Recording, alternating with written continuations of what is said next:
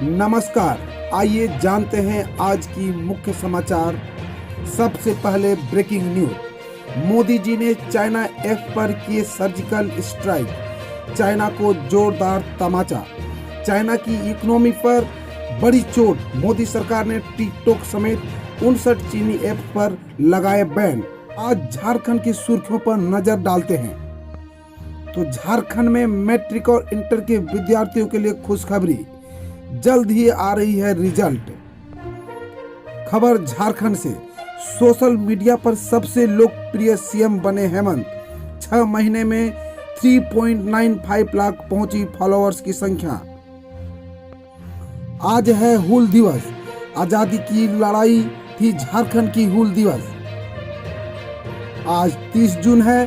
30 जून को हूल दिवस के रूप में मनाया जाता है। आजादी की पहली लड़ाई थी झारखंड की हूल क्रांति। सिद्धू कान्हू चांद भैरव ने लड़ी थी अंग्रेजों के खिलाफ लड़ाई। खबर है देवघर से। साइबर अपराध का मामला थमने का नाम नहीं ले रहा है। हाथ में ही रह गई चेकबुक और दिल्ली से 7,40,000 रुपया निकासी। खबर है पूर्वी सिंहभूम के गालूडी से।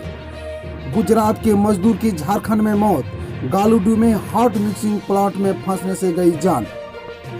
पेट्रोल डीजल की कीमतों में वृद्धि के खिलाफ कांग्रेस का हल्ला बोल, मोदी सरकार पर साधा निशाना।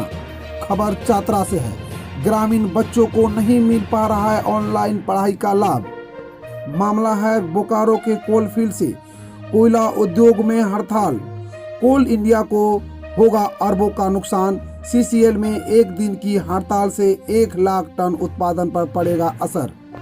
इधर झामुमो का आरोप, रघुवर सरकार की भ्रष्टाचार की खुल रही है पोल। खबर झारखंड के रांची से है। सारी दुनिया का बोझ उठाने वाले कुली अब नहीं उठा पा रहे हैं परिवार का बोझ। कुलियों ने सरकार से मदद की लगाई गुहार। खबर झारखंड के कोर्ट से।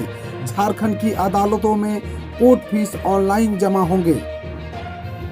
झारखंड के मंत्री ने केंद्र सरकार से पूछे सवाल, बोले क्यों लिए गए चीनी कंपनियों से पैसे। खबर राजनीतिक गलियारे से। झारखंड देश का इकलौता राज्य जहां सूचना आयोग है पर कोई उपायुक्त नहीं, बाबूलाल मरांडी। खबर झारखंड से। हेमलाल मुर्मू ने सरकार पर आरोप लगाते हुए कहा, जब राज्य में शहीद परिवार के वंशज असुरक्षित तो अन्य आदिवासी सुरक्षा समझे कैसे। हेमलाल मुर्मू का राज्य सरकार पर आरोप, जब राज्य में शहीद परिवार के वंशज असुरक्षित तो अन्य आदिवासी की सुरक्षा समझ से परे। अब समाचार बिहार से। बिहार के लोगों को रोजगार देने में विफल रही नीतीश सरकार। शेर सिंह राणा। बिहार विधानसभा परिषद चुनाव, सभी 9 प्रत्याशी निर्विरोध चुने गए। जेडीयू को 3, आरजेडी को 3, बीजेपी को 2 और कांग्रेस को 1 सीट मिली। खबर झारखंड के पश्चिमी सिंहभूम पर है।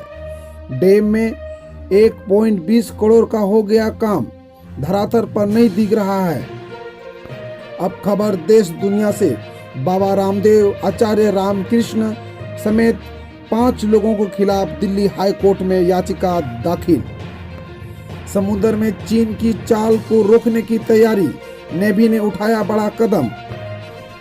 चीन संग पूर्वी लद्दाख में चल रही तानातानी के बीच भारतीय सेना और जापानी नौसेना ने हिंद महासागर में संयुक्त युद्धाभ्यास किया। खबर भारत के सम्मान पर। भारत की ताकत बढ़ेगी।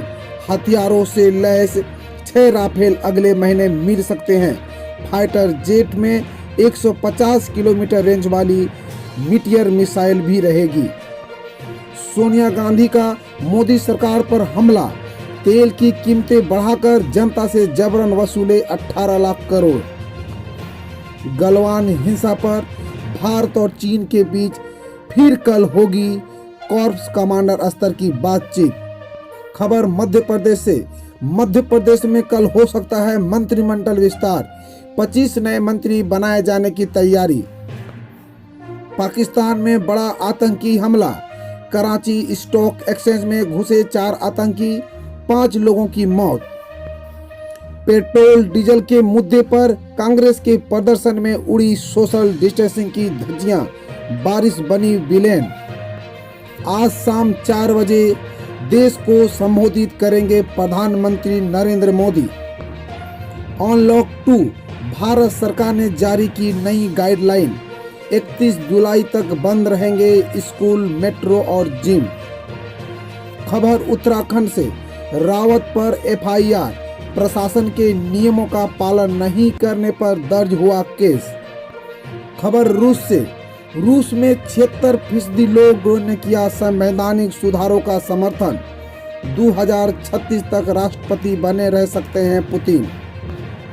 1 जुलाई से शुरू हो सकती है 4 धाम यात्रा।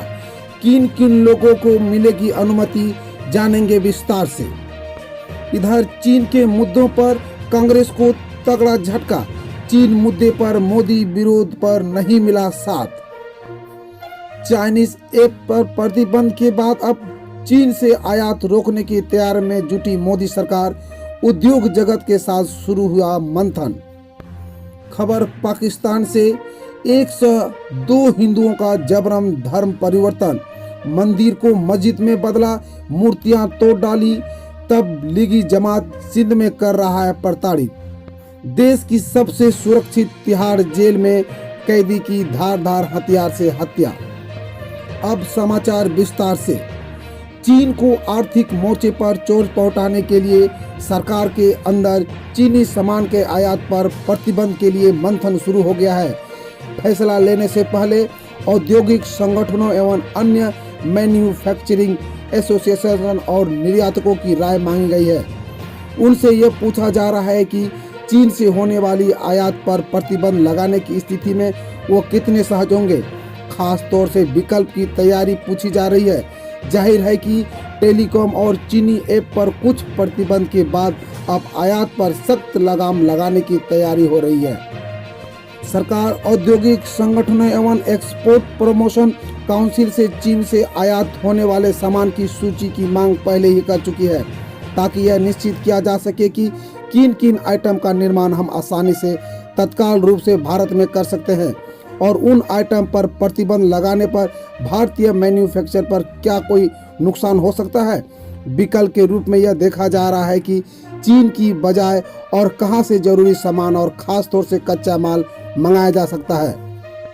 पाकिस्तान के सिंध प्रांत में एक बार फिर से बड़ी संख्या में हिंदुओं के जबरन धर्मांतरण का मामला सामने आया है।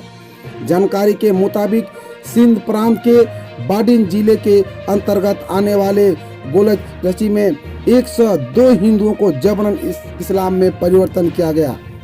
खबर तिहाड़ जेल से, देश की सबसे सुरक्षित कहे जाने वाली तिहाड़ जेल से सनसनीखेज मामला सामने आया है।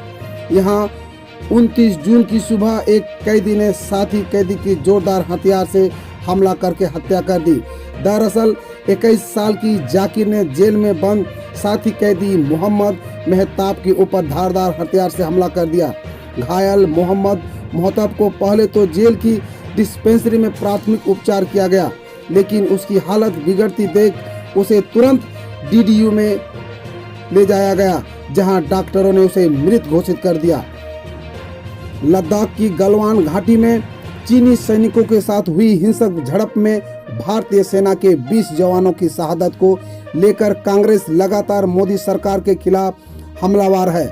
चीन के साथ जारी विवाद को लेकर कांग्रेस की ओर से लगातार केंद्र पर निशाना साधा जा रहा है, लेकिन इस मुद्दे में कांग्रेस को विपक्षी दल तो दूर बल्कि सहयोगियों का भी साथ नहीं मिल रहा है। चीन के मसले पर कई विपक्षी दलों ने मोदी सरकार के साथ खड़े हैं।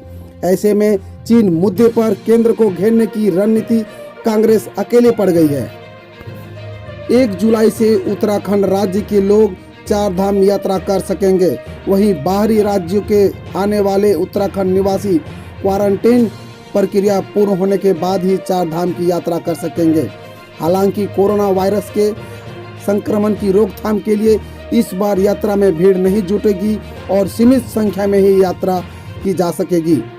नए नियमों के मुताबिक बद्रीनाथ में 1200, केदारनाथ में 800, गंगोत्री में 600 और यमुनोत्री में 400 लोग ही एक दिन में दर्शन कर सकेंगे। वहीं कंटेनमेंट जोन में रहने हम रोज ऐसे ही न्यूज लाते रहेंगे। तो यदि आपने अभी तक क्लीन न्यूज को सब्सक्राइब नहीं किया है तो पहले फटाफट सब्सक्राइब कर लें, साथ ही बेल आइकन को दबा दें ताकि कोई अपडेट मिस ना हो।